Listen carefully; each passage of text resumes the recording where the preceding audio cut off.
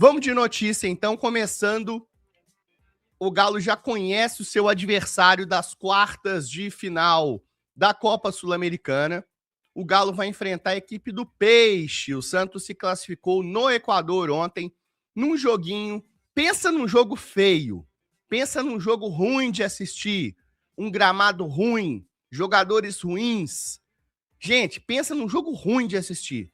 Foi o jogo de ontem entre Macará e Santos. Mas o meu compromisso aqui era assistir essa porcaria desse jogo. Eu assisti e o Santos se classificou. O Santos poupou vários jogadores. Se classificou com 0-0 lá no Equador. Agora o Galo vai pegar o Peixe. Se o Galo fosse enfrentar a equipe equatoriana do Macará, a gente teria aqui uma situação que é o seguinte. Teria que decidir o jogo no Equador. Entendeu? Então ia ficar mais embaçado, tá? Então a gente não vai decidir no Equador, porque o Santos passou, e a gente vai decidir o jogo na Arena MRV, tá? Então Atlético e Santos na Arena MRV, tá? Vou até pegar aqui, deixa eu pegar aqui o chaveamento, pegar aqui as partidas, espera aí. Então, Galo e Santos não tem ainda uma data definida, tá? Mas a Conmebol trabalha com as datas base do dia 9 de setembro e 16 de setembro, tá? Então, essas são as datas base desse jogo. Não significa que vai ser a data certinha do jogo, tá? Então, 9 de setembro e 16 de setembro. Diga-se de passagem, o Galo já vai ter definido a classificação, vai ter eliminado, se Deus quiser, o rival, né? Então vai estar na semifinal da Copa do Brasil, certo? E podendo chegar às semis da Sula também. Contra todas as expectativas, segura o Galo aí, viu? Então a gente tem, de um lado, deixa eu colocar maior assim, ó. De um lado a gente tem São Paulo e Boca, confronto já definido. São Paulo bateu o Bolívar e o Boca eliminou o Recoleta. O Vasco meteu 4-1 no Olímpia fora de casa e pode pegar River ou Santa Fé. Inclusive esse jogo aqui, deixa eu só conferir quanto que foi. Eu tava assistindo ele. Ah, tá, foi 0-0 o primeiro jogo lá na Colômbia, tá? O River decide em casa. E pode dar Vasco e River, então, nas outras quartas de final. Vasco e River, inclusive, reeditaria a final da Libertadores de 99, né? Teve aquele golaço do Juninho Pernambucano. Esse é um jogo bom. Então, o Vasco tá esperando River ou Santa Fé. Acredito que vai dar Vasco e River. E acredito que vai dar River e Boca em sequência. Acho que uma das semifinais é River e Boca. Aí eu não me arrisco. O River tá muito mal, mas é time copeiro, o Boca da mesma maneira. Mas eu acho que do lado de lá vai dar Boca e River na semi. E do lado de cá, o Galo pega o Santos, o Montevidéu City Torque. Deixa eu conferir aqui quanto que foi. Montevidéu, City Torque e Tigre. Foi 2-1 para o City Torque. Tá? O primeiro jogo havia sido 1-0. Então o City Torque se classificou, equipe uruguaia, que vai pegar o Cienciano, tá? Cienciano. Que o Cienciano, meu Deus do céu, o que eles fizeram com o Botafogo, hein? Meu Deus do céu, o que fizeram com o Botafogo. 6-1 para o Cienciano primeiro jogo, Botafogo 1-0, Cienciano passa. Então a gente tem aqui Galo e Santos para enfrentar o vencedor de Montevidéu, City Torque e Cienciano. Gente, de novo, tá mamão. Tá mamão esse bagulho aqui, velho. Hein? Fala sério comigo. Aí lá podendo dar um Boca e River, aqui pode dar um Galo e City Torque na semifinal. Galo e Cienciano. É chegar na final de novo. Entendeu? É Barranquilha de novo. De novo não, porque ano passado não foi Barranquilha, né? Ano passado foi Assunção, mas é chegar lá e tentar de novo. Agora já era. Agora já não é hora mais de abrir mão de competição, não, gente. Tá certo? Senhores, ontem o Gabriel Saduol deu uma informação sobre uma negociação entre o Scarpa, o staff do Scarpa e o São Paulo, né? Eu não preciso confirmar a informação do Gabriel Sá, mas chamei uma pessoa do Atlético e perguntei: se havia de fato uma negociação aberta entre os clubes. E essa pessoa me confirmou que sim. Mais tarde disse, tem uma negociação, mas não quer dizer que a coisa vai ser concretizada, mas há uma negociação. E aí, hoje pela manhã, o Thiago Fernandes apurou com 2 frentes pelos lados do atleta e eu queria que você atualizasse aí. O HG, conversei com pessoas próximas às negociações e nesse momento que eu tenho é que o Gustavo Scarpa não irá para o São Paulo.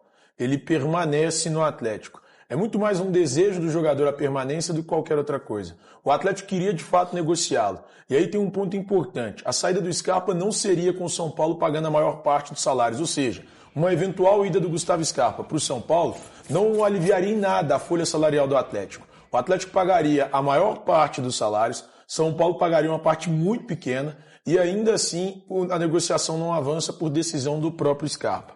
Alguns motivos explicam isso. O Scarpa está adaptado a Belo Horizonte, família adaptada a Belo Horizonte, ele gostaria de seguir no clube. E aí um segundo motivo importante, o Gustavo Scarpa teria muito pouco tempo nesse período em que ele passasse pelo São Paulo para mostrar futebol. Isso porque ele está lesionado, a expectativa é que ele volte mais para frente, talvez em meados de setembro, e ele teria ali pouco mais de 3 meses para defender as cores do São Paulo. E aí não teria nem tempo hábil para mostrar se conseguiria ou não ficar em definitivo no clube. Então, por isso, o Gustavo Scarpa decidiu pela permanência no Atlético. Ele não defenderá as cores do São Paulo nessa janela de transferência. E o Gabriel Sá acabou de postar uma mensagem que vai ao encontro do que você está dizendo. Porque aqui, o Gabriel Sá acabou de postar. Falei há pouco no UOL.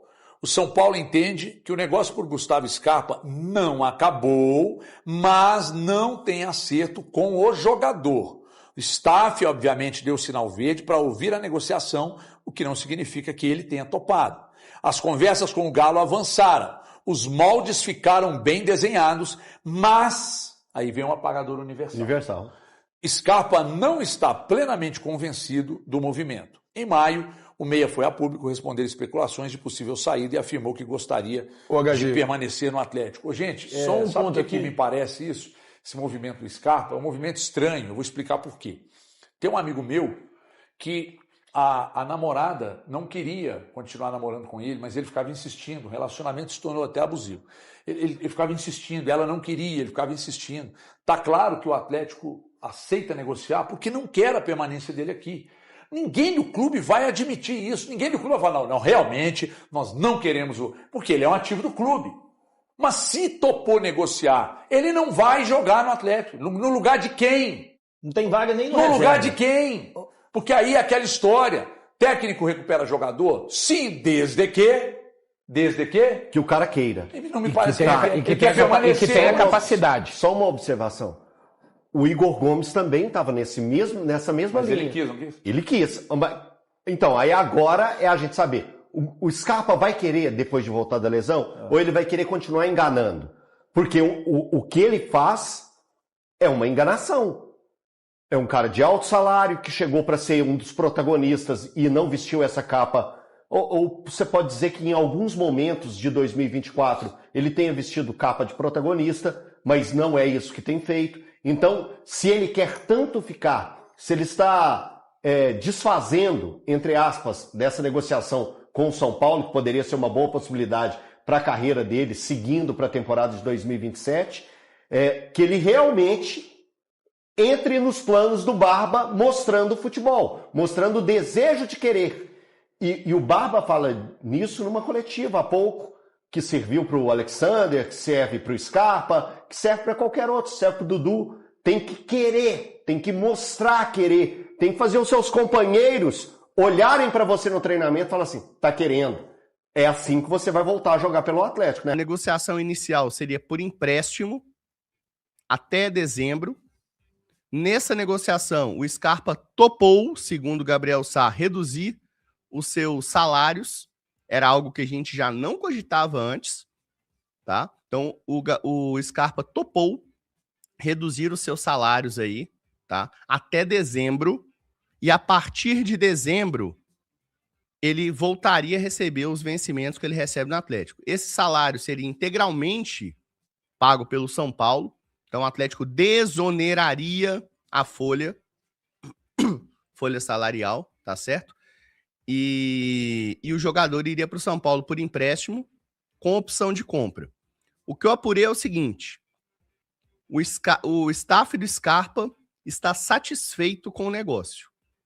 O staff do Scarpa tem interesse na situação. Deu ok para o São Paulo. Entre Scarpa e São Paulo tem um ok. Agora, a questão é: o Atlético vai liberar o jogador em que molde? Vai emprestar até dezembro e sapecar uma opção de compra de 3 milhões de euros para o ano que vem? Ou vai deixar a opção de compra? Eu acho que não tem que ser opção de compra. Tem que ser obrigação de compra. Ou então o negócio não sai. Põe lá uma cláusula lá de 2, 3 milhões de euros, não tem exatamente os valores, tá? Mas a nossa apuração é: Gustavo Scarpa aceita reduzir esses salários, aceita jogar no São Paulo com vencimentos reduzidos por 3 ou 4 meses até dezembro, depois volta a receber normal, salários 100% pagos pelo São Paulo, tá? Então tem um ok entre Scarpa e seu staff e São Paulo. Então agora a situação é a negociação da liberação com o Atlético. O Atlético gostaria de vender o jogador, seria a grande negociação para o Galo, seria vender. Esse é o desejo da cúpula da diretoria. Uma pessoa me falou: nós gostaríamos de vender o Scarpa, mas o São Paulo, nesse momento, não tem condições de arcar com a compra do jogador. Então, é muito provável que esse negócio se dê por empréstimo. É provável porque está avançando. As negociações estão avançadas. Um dos lados já está ok. Falta o outro lado, tá? Então, é provável que o Galo, que o Atlético dê ok nessa transação de empréstimo, mas o que o Atlético quer é que seja uma obrigação de compra e o que o São Paulo quer é que seja uma opção de compra. Então, essas são ali esses são alguns detalhes que vão sendo negociados pelas partes envolvidas na negociação, tá? O Scarpa topa ir para o São Paulo, topa reduzir o salário até dezembro. Quem paga o salário até dezembro é o São Paulo e até o final do empréstimo continua sendo São Paulo. O Atlético não arcaria com nenhuma porcentagem de salário, mas liberaria o jogador de graça. Essa é a informação que existe em São Paulo, mas é mais o que eu consegui apurar aqui. Então, juntando as apurações aqui, tá? Não é nada especificamente exclusivo que eu estou trazendo, mas o que eu estou trazendo é a minha parte da apuração aqui. O Galo topa liberar, mas o Galo quer que seja uma obrigação. Jeb, se não for obrigação de compra, o Atlético não vai liberar o Gustavo Scarpa? Não é isso que eu estou falando. E pode ser que libere mesmo sem a obrigação de compra. Essa informação vem lá do meu amigo Galinho News, do Galinho Informativo. Vou colocar aqui para vocês, então. O Luiz Angulo, tá? Que é esse cara aí, 19 anos, menino muito jovem, alto, extremamente promissor. Ele é titular da categoria lá no Independiente Del Valle, capitão da seleção equatoriana sub-19 e é canhoto. Chega por empréstimo. A princípio ele vai jogar no sub-20, mas nada impede que, havendo uma necessidade, né, e havendo ali uma performance no jogador, uma boa performance, ele possa subir para o profissional. Então o Galo fazendo umas captações interessantes, cara. Interessantes.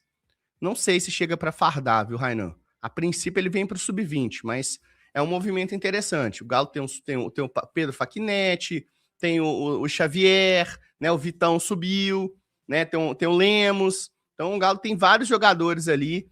E esse cara, pelo que eu vi alguns videozinhos dele, é um zagueiro, tá?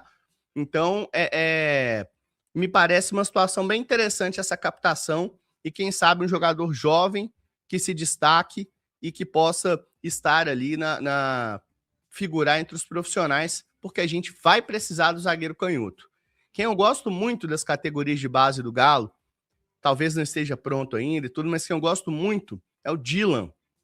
Jogador que já foi lateral esquerdo, já jogou de volante, hoje é zagueiro pelo lado esquerdo do nosso sub-17. Bom jogador, alto também, um ótimo passe, né, uma ótima um poder de recuperação, um jogador veloz, é técnico, né? E daqui a pouco eu acho que pode ser um jogador interessante. Mais um Ivan Roman.